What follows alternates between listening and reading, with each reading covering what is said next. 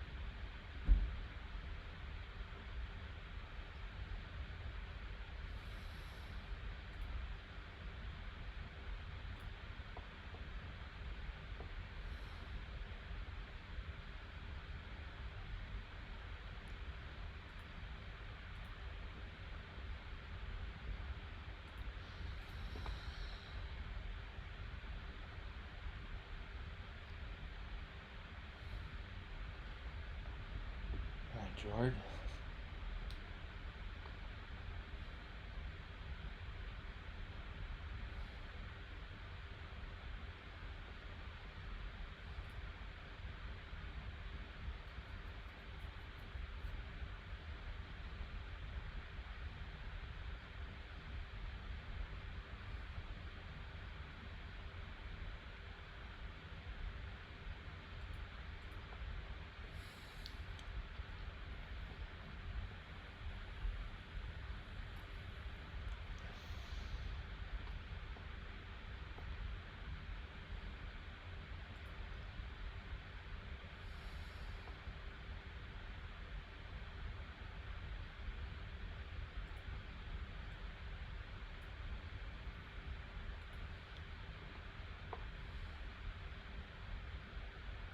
Okay.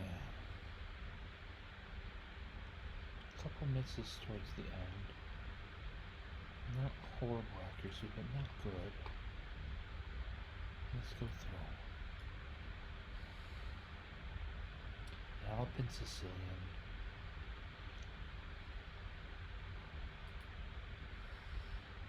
Just, it's white's turn to move. Okay, fine. Actually, let's make that move. Black's turn to move. Fine. Other than that, how do we feel about this position?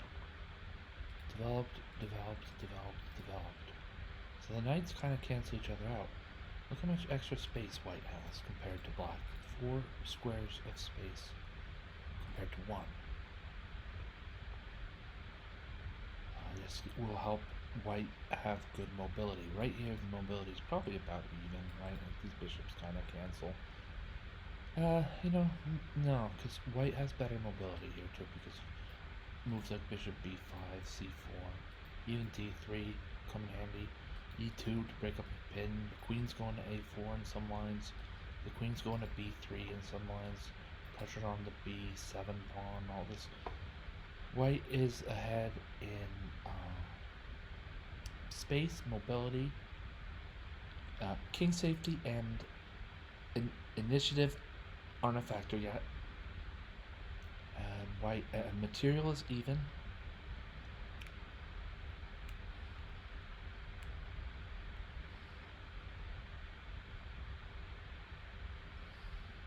And clock.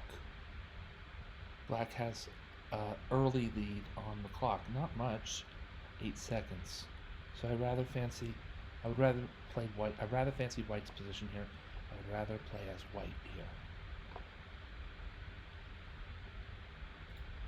It's black's missing central pawns. They're too timid on e7 and d6 against white's d4 and e5. Now, that doesn't happen just all at once. My opponent didn't choose to become restricted in his movement. How did this all happen? Well, e4, c5. This is the Sicilian, totally great way to play. The Alpine Sicilian with c3, and then kind of the point of the Alpine Sicilian is to play d4 and still have a central pawn duo. White achieves his aims, and I'm reacting to some of the other moves that occurred just to get this very classical. I don't like that that's considered a inaccuracy, but that's okay. We move on. This is just a very, very classical way to develop. You would even include a bishop on f4 and a kingside castle. This is like the classical, romantic, straightforward, grab the center and play. White has almost the entirety of that secured already on move 7. And I played bishop to e3. I'm sure the computer is calling for bishop to f4. Maybe not. The computer wants me to push d5. I played bishop to e3 to shore down this center and develop my dark squared bishop. Bishop to e5 here. I did actually. It turns out I considered this move. I didn't like it for one. Why are we giving black's dark squared bishop a diagonal like this? Why are we conceding a closed center in a way that blocks our own bishop's mobility? So bishop to e3. Both sides castle. And I played e5. It's actually a more opening move. It's a move that opens the position rather than anything else. Could be considered part of the opening. It's 10 moves in, but it doesn't matter. I get this movement from the f6 knight to g4. Look, I'm looking at this and saying, black has the pawn on e5 all day, right? Black has this pawn all day long. How are we going to play knowing that will be the case? Knowing that black is going to be ahead of pawn, I'm going to decide not to swap queens on the d file where black will capture the d file for his rook. So, yeah, this pawn is a goner, and I thought we'll make as much of a goner out of him as we can. Pawn to e6 is an excellent move. I'm glad to see Torch 2 picked up on that. When the bishop captures, it creates this horribly doubled pawns on the e file for black. This is not. Sometimes doubled pawns might be more central than usual, or there's a doubled pawn it's kind of in a way where it can support one pawn and it's being supported. No, these doubled pawns are targets. Okay, so instead of just losing a pawn outright, I now have something to hone in on. And wouldn't you know it, after some exchanges, I get the pawn back. No longer defending a material deficit. The king moves out of the way. Of course, we capture the knight. It looks like Torch wants me to capture with the queen to the tune of about a half of a pawn, about a third of a pawn better than capturing with the pawn on f2.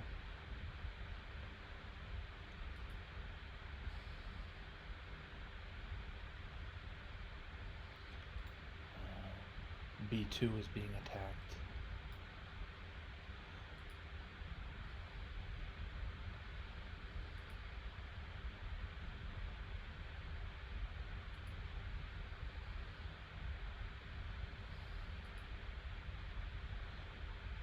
Queen back to b6. Trying to gather this pawn that's almost gathered itself by now. The queen's on e3. I'm not sure why we would move to e6. Why the queen would move to e6. The pawn isn't guarded at all, so instead of moving to e6 after the check, grab the pawn with bishop takes b2. Bishop takes b2 makes a lot of sense, frankly. Black would earn initiative against white's black would earn initiative against white's rook on a1. And maybe the rook can gather it back with rook to b1 when the bishop moves, then b7 falls. But it's that's within the calculation side of things. Queen to b6 is not as good a move, frankly. Do something different. Double rooks on the f file. Make your knight more aggressive. Stuff like that would be my suggestion. These things happen. But just in general, retreating pieces. If this queen is deep into white's territory here, retreating pieces, and especially when there's all these open squares, retreating your aggressively placed pieces is not the thing to do. It doesn't mean you start to experiment, keep them where they are. There will be mess ups, but in the long range, we're probably a lot better off, keeping some of our aggressively placed pieces until perhaps the other side makes a move of it, makes a matter of it. If I press rook to e1, hitting the queen or attacking the queen, then most definitely she's gonna move. So just find the best square at that point. I'm criticizing the timing of queen to b6. There was no reason to run away there.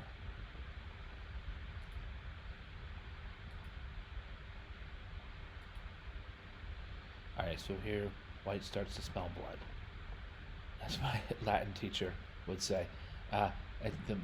Any of the challenging translations he'd offer in class, if there were one or two or three translations that were more challenging than the others or trickier than the others, he would say, this one is sure to draw blood.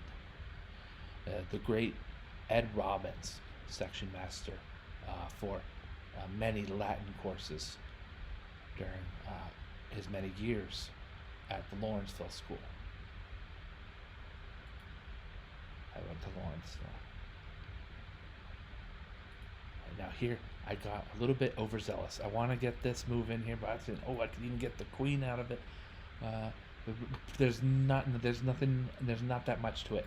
I just decided to play knight h4, foreseeing a trade of rooks on the f file, and then sneaky me, looking left, looking right. Then I'd play knight to f7 check and grab the queen.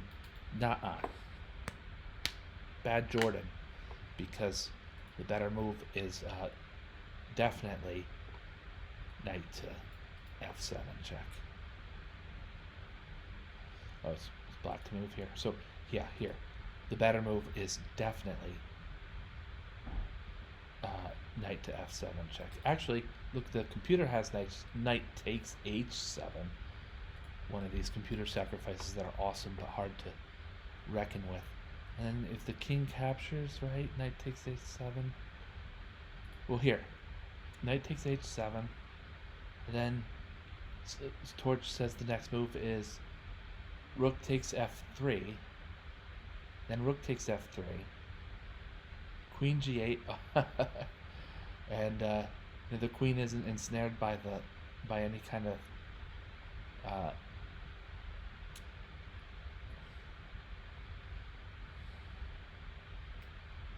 smothered mate. Knight to h4 was maybe a little bit over ambitious here for white, and I wouldn't have picked up on knight takes h7 here.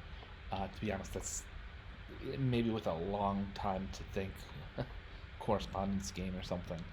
But then the move knight takes f7 is pretty good, or knight to f7 check is pretty good. Right? What's this? Yeah, it's not this rock'em sock'em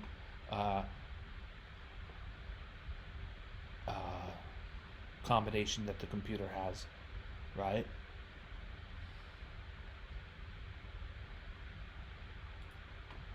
But white gets a lead in material from deficit to lead, just like that. White has now an extra pawn for his troubles.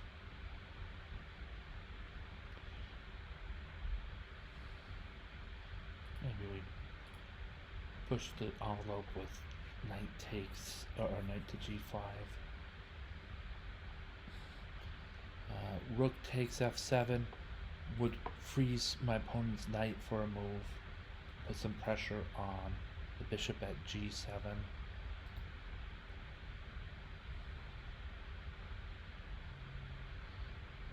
Knight takes f7 check, gets in there, and my king's only got one move to go anywhere, but it looks like there aren't any tactics looming after that, so I would say probably rook takes f7. It was considered an inaccurate move.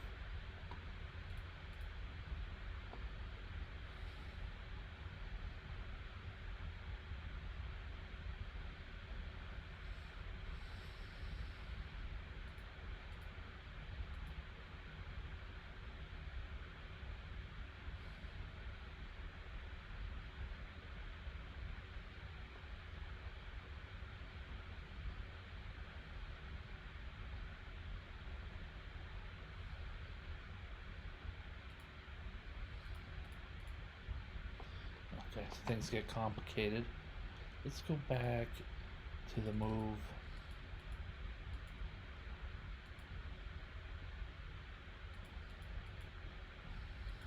Yeah, I think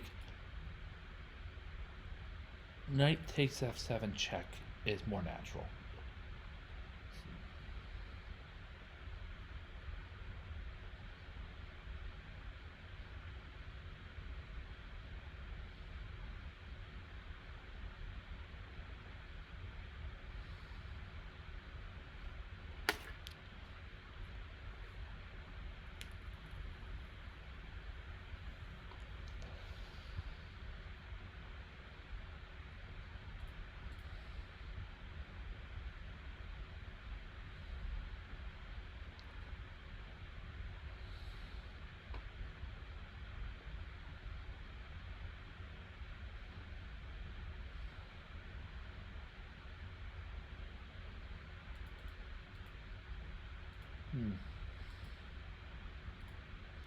Let's use this hint.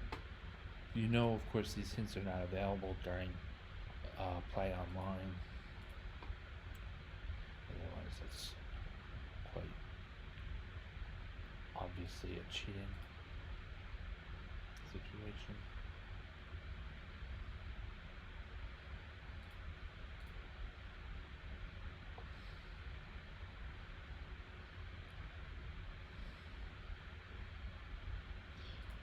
Strange, we went d1, and now my d rook can move to the 7th rank.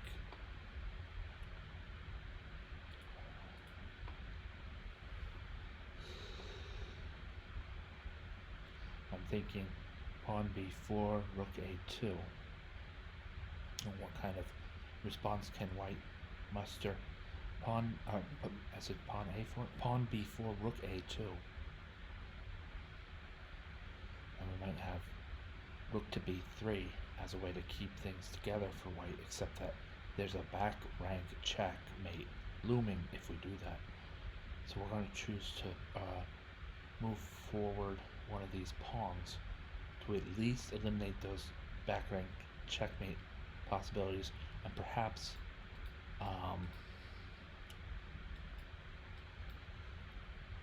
find a luft for my king. He can hide on h2 very safely. Now that's on the one hand, so one move to consider is h3. The other move I would consider here the move g4. Recovering these squares that black needs for his king in order for his king to be active. And then I'm wondering, after h5, and then certainly captures h5, king captures h5, we have a position that I'm not sure if it's better or worse for white. I would say maybe a little bit better. There's been some pawns exchanged, and white has the rook against the knight as the leftover portion of the pieces, but black also has a pawn in that analysis, and the board is a little bit more empty, so a rook that can move in sweeping ways like I'm showing here at long range is going to have relatively more strength against the c6 rook. Let's try that. That sounds pretty good. Pawn to g4. But then it, fails to a simple tactic. I'm sorry. Well, then h3 is fine.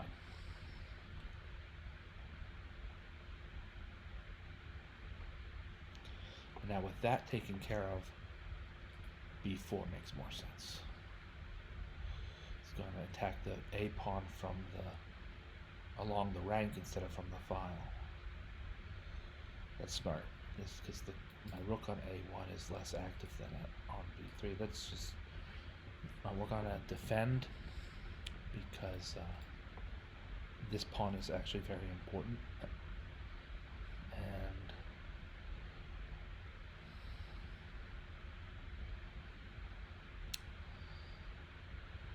capture here. Now as this knight will not be able to attack my king, not anytime soon. The pin created after rook to c7 is quite strong. You see black moving his king over to try to probably in efforts to kick this knight away, and though computers are very strong at chess and so on, and this is a computer playing at maximum level, this type of long-term things that are sometimes overlooked even by the best computer programs are cutoffs, like the cutoff on the D file. Computers don't get it that cutoff is going to stay there. The cutoff on the E file, it's the same thing. The computer just isn't aware that the rook on the first rank here, my A1 rook, how is he to be messed with? And other than that, bringing the king over is not a bad idea. I'm not sure which side will win this. I like the idea of a cutoff, like I said, but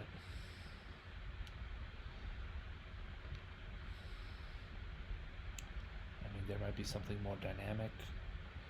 Push the pawn to e5 and then skirt behind the pawn to avoid a cutoff on the e file, or to prepare for some sort of traversing of a cutoff on the d file.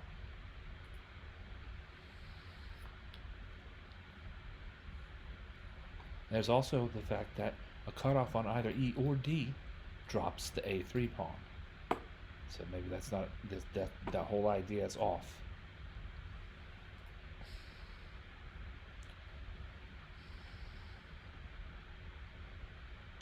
So what do I get for this pin? I get the move pawn to a4. Knight takes b4, grabbing open pawn, leaves the rook undefended. And b takes a4, makes a more valuable white rook on the a file, as it's now protecting and putting pressure on a6. I think white should play pawn to a4.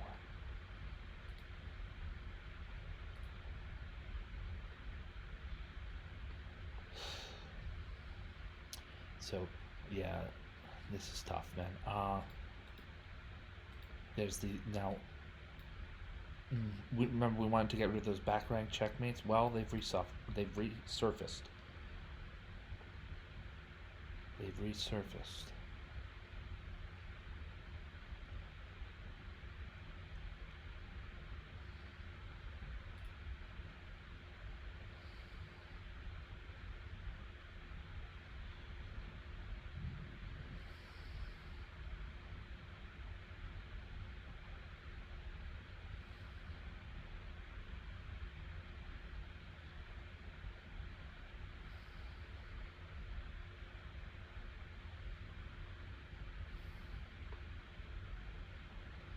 Try this. That's just a sort of a one-off chance, but we can bring our. Jeez, seems that doesn't work. This game, just to remind you all, this game started against I played this game. I, a human being, started this game against a human being that I played over the internet.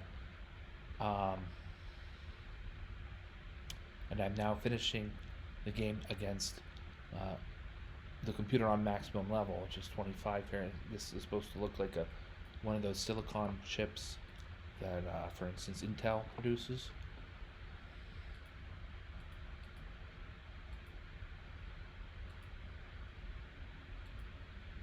Most of this is just even. We'll go back to when white had some kind of advantage. Alright. So let's consider this. Look, I'm playing against the computer on the maximum level. I have a slight advantage. White has a slight advantage on the board. We could thread the needle on this, perhaps, given enough retries, hints, and all that. But suffice it to say that this is a very complicated chess endgame. So I leave that to you. Should you want to play from this position? It's a chess position. You can play from it. You don't have to, but I ask that if you do, try to remember that it's white's turn to move. I think in a lot of situations here, white's going to have an easier time coordinating two rooks.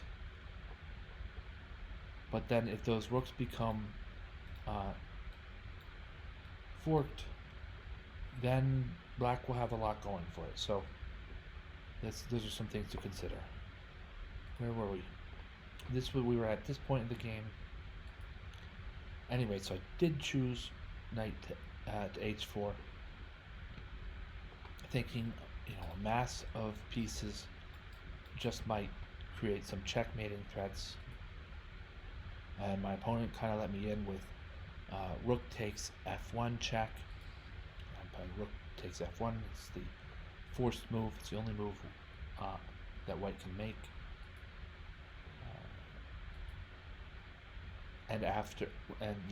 So after the blunder, bishop f6, white plays knight to f7 check, and is very clearly winning the queen wherever black moves as a response. So over. Let's now this part will be able to dust up a bit here. I like to do this because it helps. For one, if you play your games out to checkmate and then analyze them, you get a good idea about how one type of game type and game length affects how accurately you played or your opponent played. So that's one consideration. The other consideration is it deals with it, for me, helps eliminate so much of the issues with, did that person, did they draw it out way too long? Did this person resign way too early? My friends, my Gravitrons, if it's a big deal to you, play the game out against computer. Then that's it, So, chess.com really has a great practice utility here. I'm going to find for you. I don't know if you can see it. See here, it says practice with computer, and I know you can't see my cursor, but that's supposed to be a target being hit by an arrow, maybe like the game of darts, or like a archer might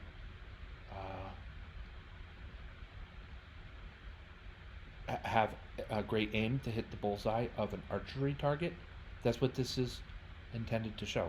It's practice. You're making you're making good use of your time. Practice doesn't make perfect, but perfect practice makes perfect.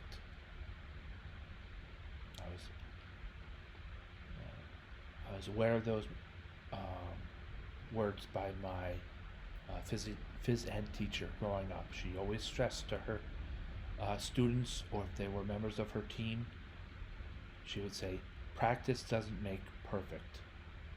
Perfect practice makes perfect. So, that being considered, Practice vs. Computer has done really, really well here on chess.com, so I recommend it. Yeah, and the knight goes to f7 and the queen will fall. I am going to finish this session at the end of this playthrough here, but we're going to grab this queen and make sure to win this game. It's a 5-point material lead. Alright. We'll be alright.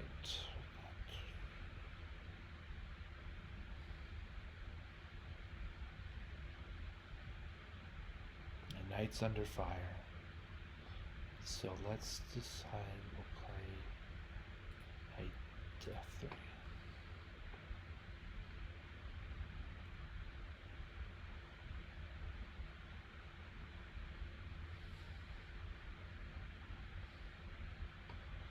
These pawns on the king's side, they're hesitant, they haven't ventured out to capture space.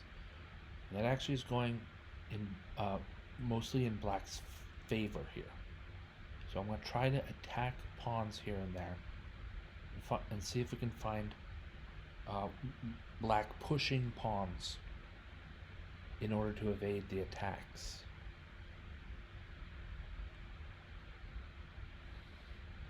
Okay. Did okay on the first one, forced a knight onto the 8th rank.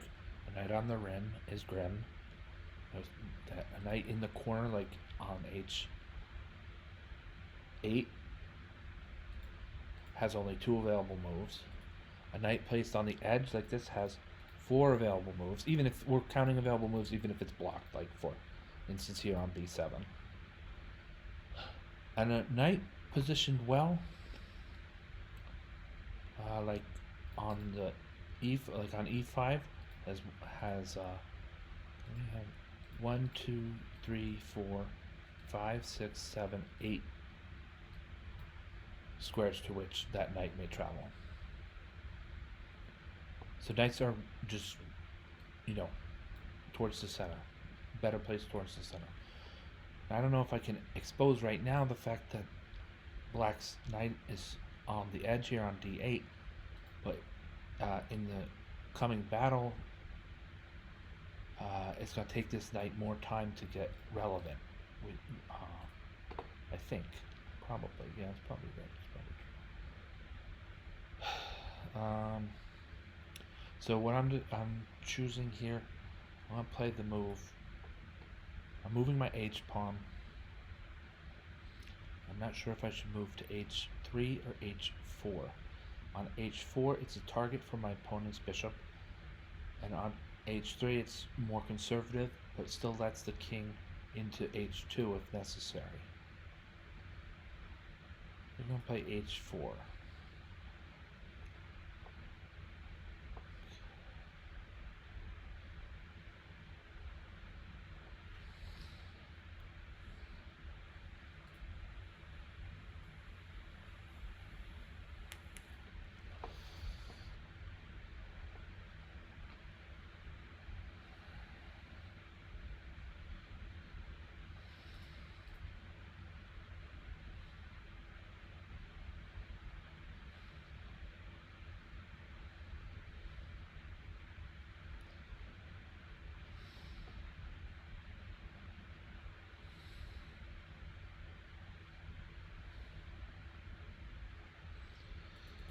Like that.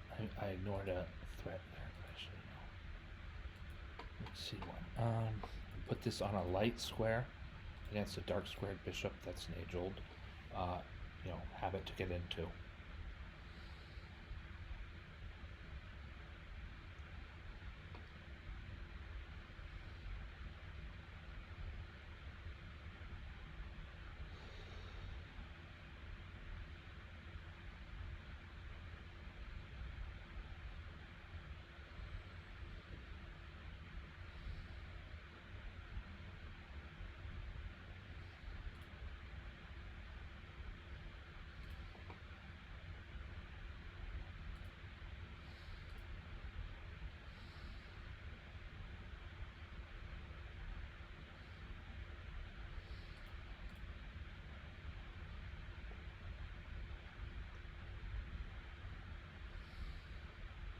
I do check my moves on this sort of report card, we could call it, and of course not when playing an opponent live. This is not a live game. You can't do this. Well, you kind of can do this in online chess. You can go back and forth a bit, but you can't convince your opponent to play the same move and all that stuff.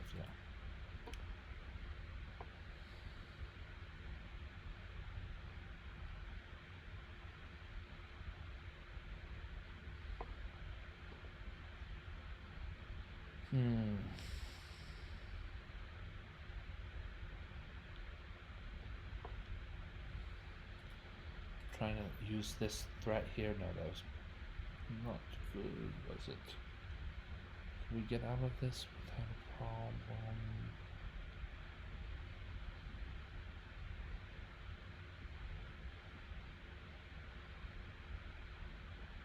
Yeah, this pin will help.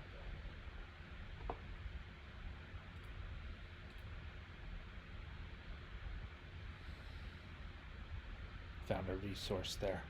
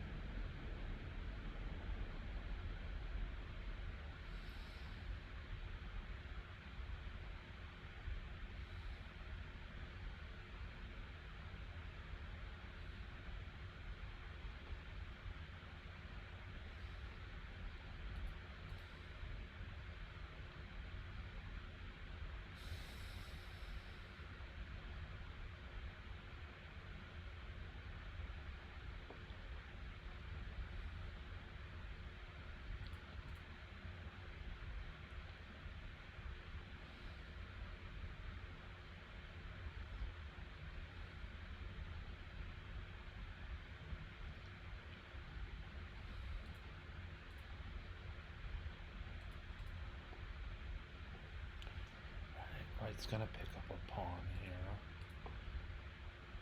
Let's go. We want to keep away from the knight, more or less.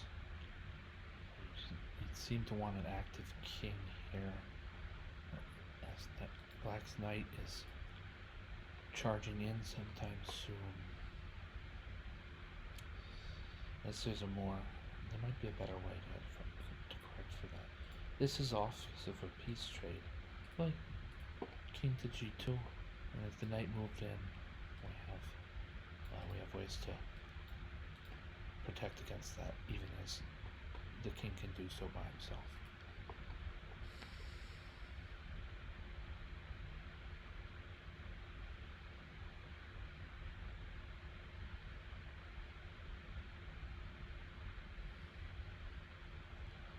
We'll just be a little bit careful with our piece coordination here.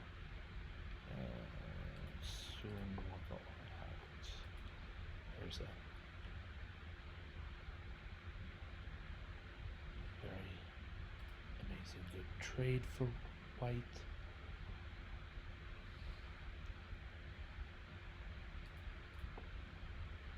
Gives up the minor piece because the pawn was going to queen, and now it's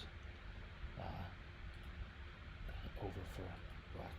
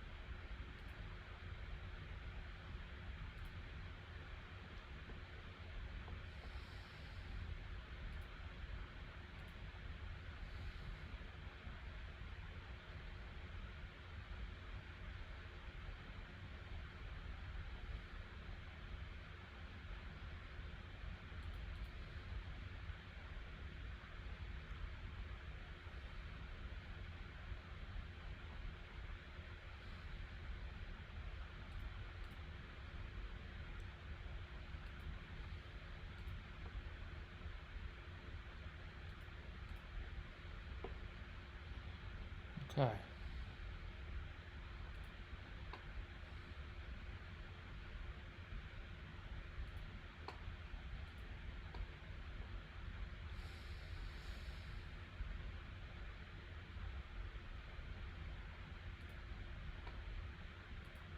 Alright, like I said, this is our last game, more piece of analysis for the night. When this calculation finishes, we're going to take a quick look at the numbers, and that's going to be all for tonight, folks.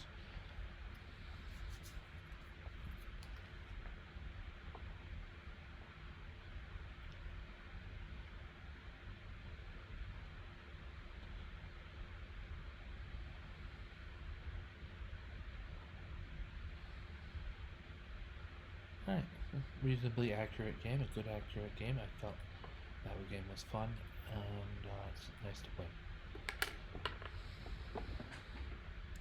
So, thank you so much for watching. I'm More Gravity. Let's play chess. I mean, what was the other one? Have a great night.